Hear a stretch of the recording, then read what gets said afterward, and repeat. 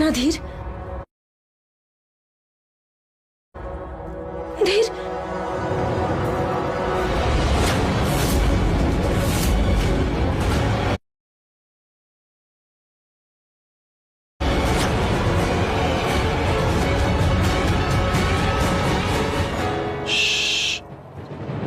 কি হয়েছে?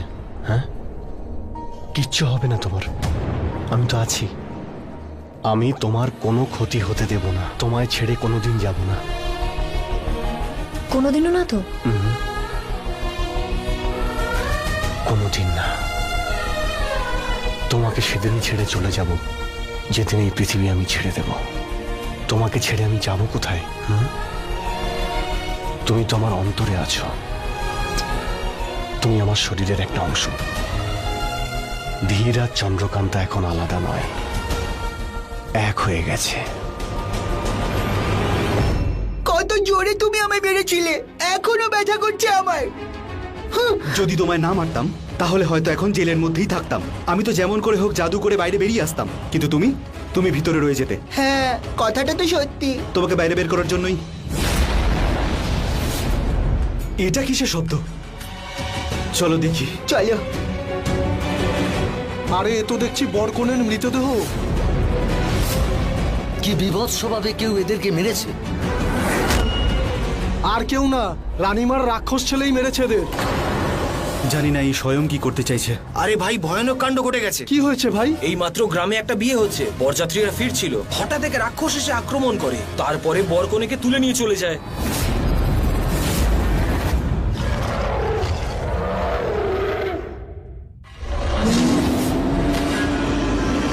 ক্ষমা করো, আমাদের ছেড়ে দাও। আমরা দুজনে একসাথে বাঁচতে চাই। আমরা দুজন দুজনকে খুব ভালোবাসি। আমাদের সবে বিয়ে হয়েছে, আমরা নতুন জীবন শুরু করতে চলেছি। আমাদের মেরো না। আমাকে মেরে ফেলো, কিন্তু ওকে ছেড়ে দাও। না, আমি বলছি তুমি ওকে ছেড়ে দাও না। তার বদলে আমাকে মেরে ফেলো।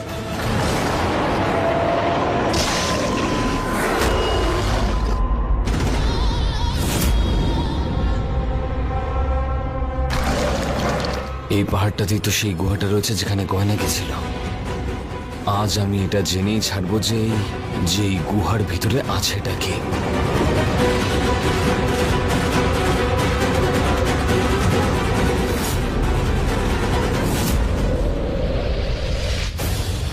এই মায়াজালের জন্য ইরাবতী আমাকে দেখতে পাবে না।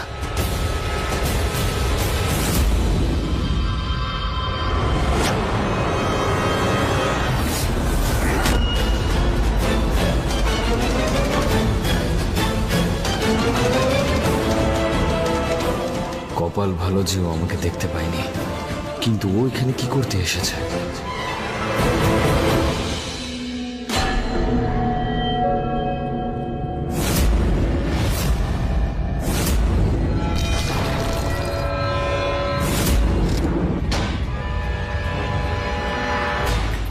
মায়াবী অস্ত্র, কিন্তু এই সিন্দুকটা এটা কোথায় রাখা?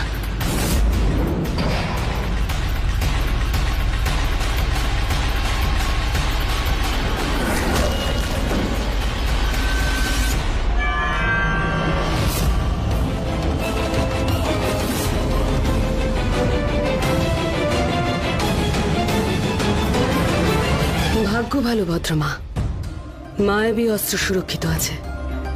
শুধু একবার আপনার জ্ঞান ফিরে আসুক, তারপর আমি জানতে পারবো যে আপনি এমন কি গোপন কথা বলতে চাইছিলেন। শুধু একবার শুধু আপনার জ্ঞান ফিরে আসুক, তারপর আমাদের কেউ হারাতে পারবে না। ইরাবতী কার সঙ্গে কথা বলছে? কে শুয়ে আছে ওখানে?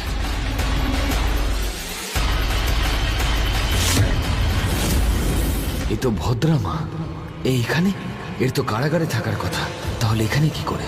আর ইরাবতী কোন গোপন কথা বলছে?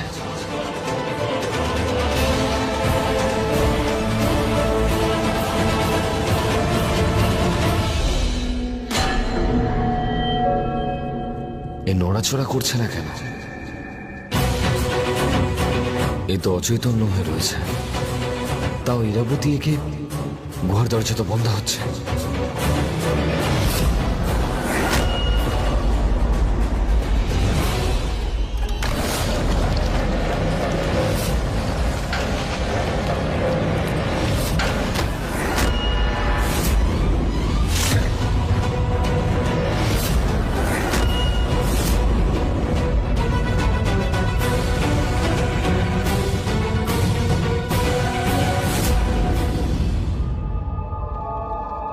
ওই মায়াবী অস্ত্রটা ভিতরে কোথাও আছে, আর ওটার কাছে পৌঁছানোর রাস্তাও ভিতরেই রয়েছে। চন্দ্রকান্ত আমার সঙ্গে থাকলে আমরা দুজন মিলে ওটার কাছে পৌঁছে যেতাম। ওর সঙ্গে দেখা হলেই এটার ব্যাপারে কথা বলবো। ব্যাস, এখন আর কোনো বাধা না এলেই হলো।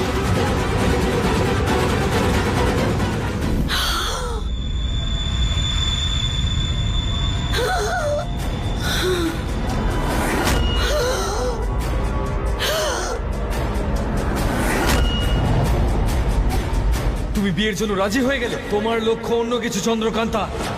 মুনিয়া মুনিয়া মুনিয়া নয়, মুনিয়া মুনিয়া চন্দ্রকান্তা।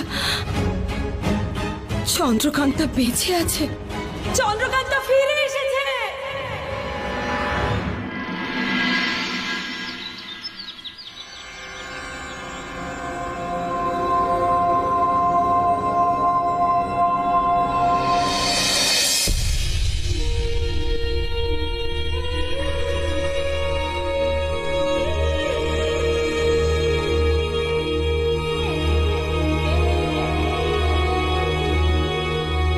চন্দ্রকান্ত আর ধীর এক হয়ে গেছে।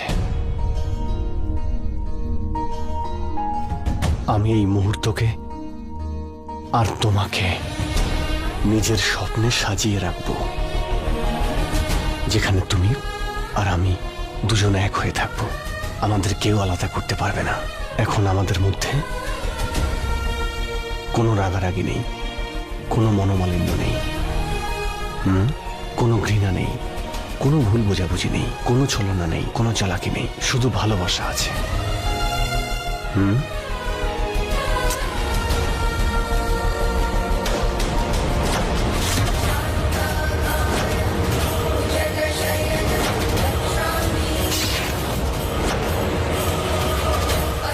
তোমার খুব খিদে পেয়েছে, তাই তো?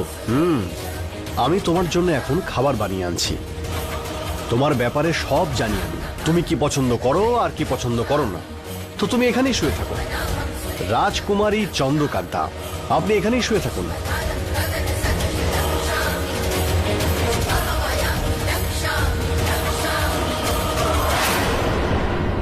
এখন আমি আমার স্ত্রীর জন্য ওনার পছন্দের খাবার বানাবো। এটা কি করে হতে পারে?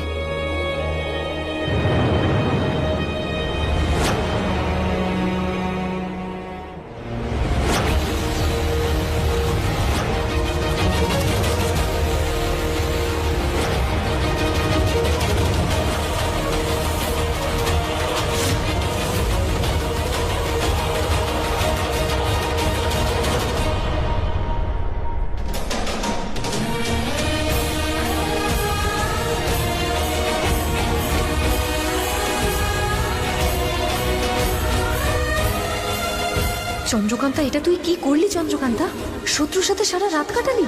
এটা কি করলি?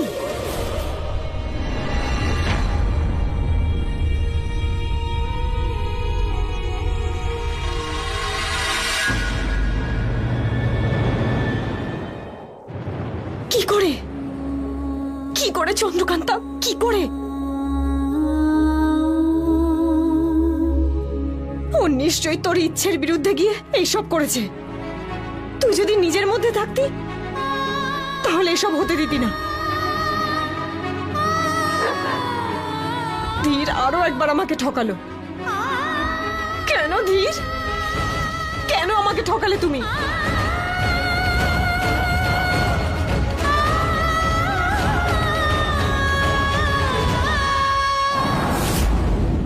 মুনিয়া!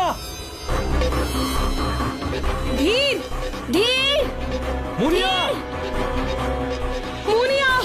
রাজকুমার ধ্রুব, আমি ওইদিকে খুঁজছি, আপনারা এইদিকে খুঁজুন। মুনিয়া! ধীর!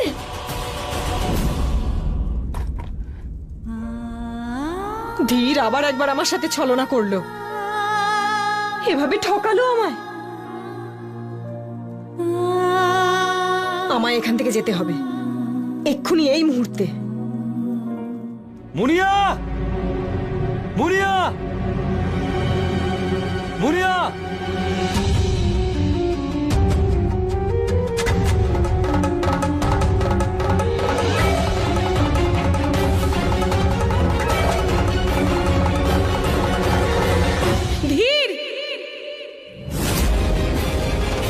মা আমাদের খুঁজতে খুঁজতে এখানে চলে এসেছে।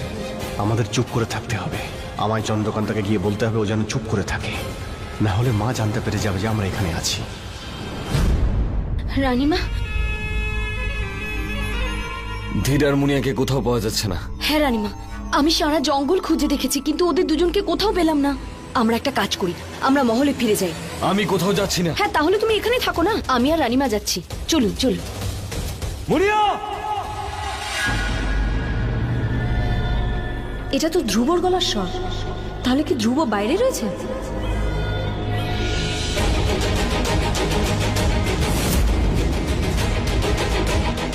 এরা নিশ্চয়ই আমাদের খুঁজতে এখানে এসেছে। আমাকে এখান থেকে বেরোতে হবে। যেভাবেই হোক ওদের নজর আমার দিকে করতে হবে। মুনিয়াকে না নিয়ে আমি মহলে ফিরবো না। ঠিক আছে, আমরা অন্য কোথাও খুঁজবো। এখানে তো আমরা প্রত্যেকটা জায়গায় খুঁজেছি কিন্তু ওরা এখানে নেই। চলুন।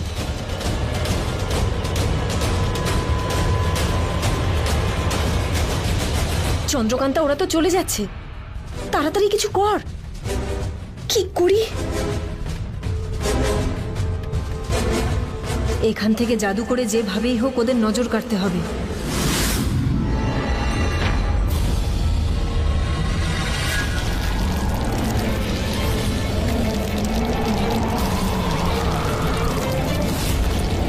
মনে হচ্ছে মা জানতে পেরে গেছে যে আমরা এখানে আছি, তার জন্যই জাদু করছে।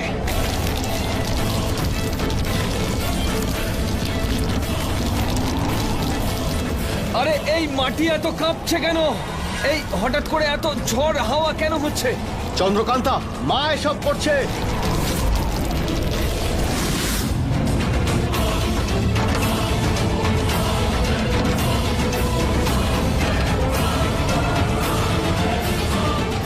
হঠাৎ মাটি ফেটে গেল।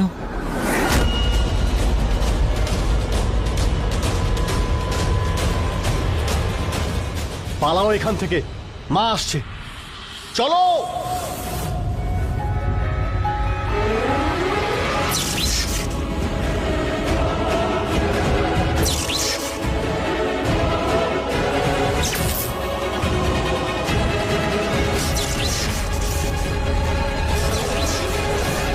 এখানে একটা মায়া কবচ আছে যেটা আমাকে আটকাচ্ছে। রানীমা, একটু তাড়াতাড়ি আসুন, এখানে কিছু আছে।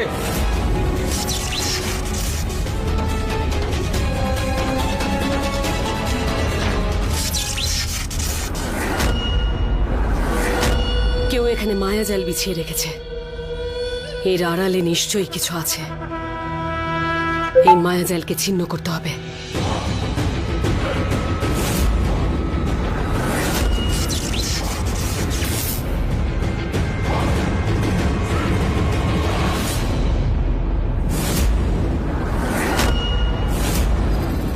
ধীর, দাঁড়াও ধীর। মুনিয়া, তুমি ঠিক আছো তো? মা ওকে মুনিয়া বলে ডাকছে কেন? প্রহরী, ধরো ওকে। মুনিয়ার থেকে দূরে সরাও। কেউ এক পাও এগোবে না। ওর কাছ থেকে কেউ আমাকে আলাদা করতে পারবে না। আমি বলছি যাও, ধরো ওকে।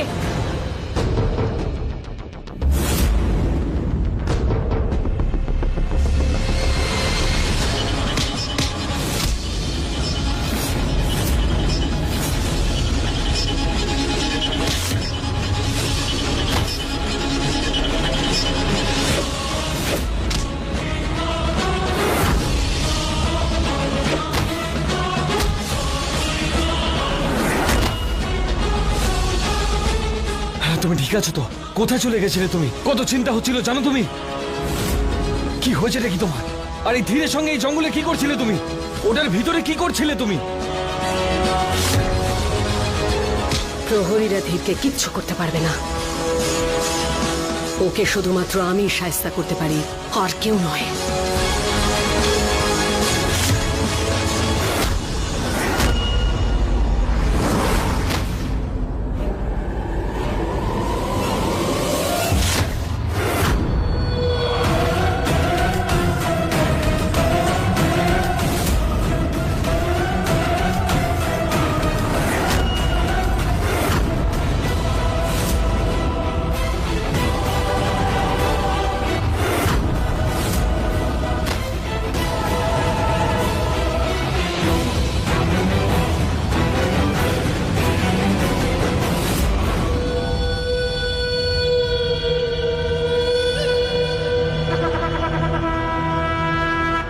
কেন তুলে এনেছিস মুনিয়াকে? কেন আবার ওকে অপহরণ করলি বল? আমি আবার ধীরকে পরিয়ে দিয়েছি সেই সুরক্ষা কবচ। ও আবার আমার হাতের মুঠোয় এসে গেছে। ওঠ!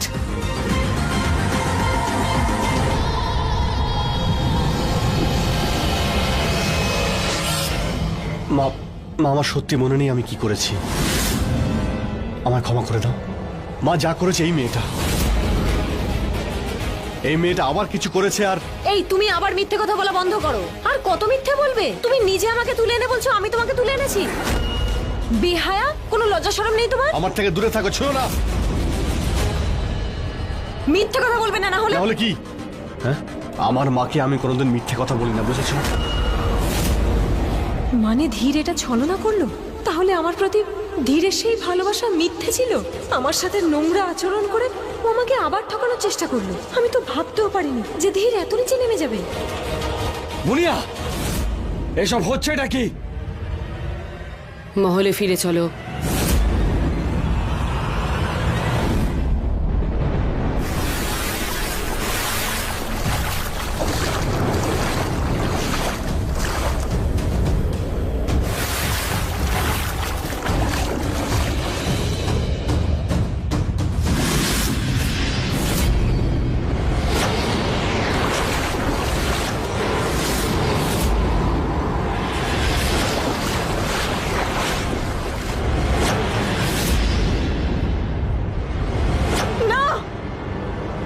আমি তোমার ছোঁয়ার প্রত্যেকটা অনুভূতিকে ভুলতে চাই। আমার শরীর, আমার মনের প্রত্যেকটা জায়গা থেকে প্রতিটা স্পর্শ মুছে ফেলবো আমি।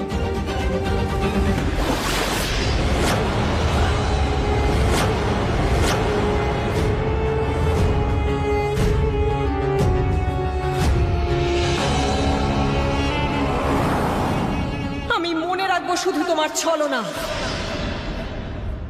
আমি এই মুহূর্তটা, এই সময়টাকে নিজের স্বপ্নে সাজিয়ে রাখবো। মা, আমার সত্যি মনে নেই আমি কি করেছি। আমায় ক্ষমা করে দাও মা। যা কিছু করেছে এই মেয়েটা। আমি কিচ্ছু মনে করতে চাই না।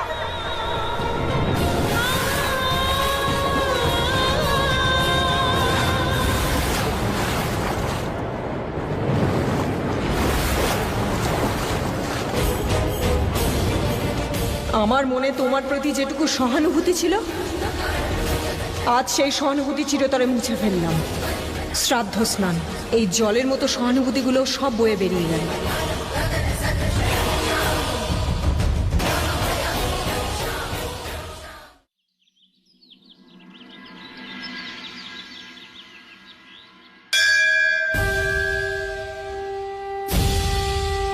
ক্ষমা করবেন ইষ্ট দেবতা, ক্ষমা। আমি আমার লক্ষ্য ভুলে এই মহলের মানুষদের থেকে প্রতিশোধ নেওয়ার বদলে এতটাই বদলে গেছি যে আমি ভুলেই গেছি আমার লক্ষ্য কি। শুধু একটাই লক্ষ্য, ইরাবতীর থেকে প্রতিশোধ আর ওই মায়াবী অস্ত্র। কি করে ভুলে গেলাম আমি? তাই আমি এই শাস্তি পেয়েছি। ব্যাস, আর নয়।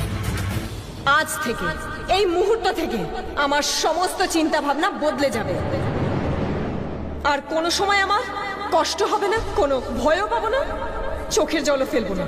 আমার জীবনের এখন একটাই লক্ষ্য, আপনার আশীর্বাদ ধন্য আমার মা রানী রত্নপ্রভার মৃত্যুর প্রতিশোধ। আপনার বরদান, সেই মায়াবী অস্ত্র, আর বিজয়গড়ের রাজ সিংহাসন। আর আমার জীবনে ভালোবাসার জন্য কোনো জায়গা নেই। আমি শুধু একজনকেই ভালোবেসেছিলাম, ধীর। কিন্তু আজ সে আমার আত্মা, আমার শরীর, আমার মনকে কষ্ট দিয়েছে। আজও আমার সাথে ছলনা করেছে। এই ছলনার সাহায্যে ইরাবতীর বংশ আর ওর রাজত্বকে আমি চিরতরে শেষ করে দেব। এবার এই সময়ে, এই মুহূর্তে চন্দ্রকান্তা লিখবে বিজয়গড়ের এক নতুন গল্প, আর সেই গল্পের সূচনা হয়ে গেছে।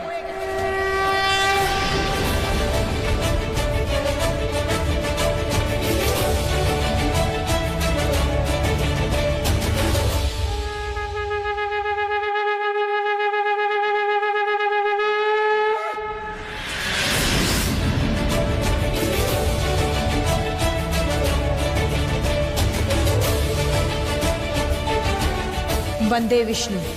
वंदे विष्णु।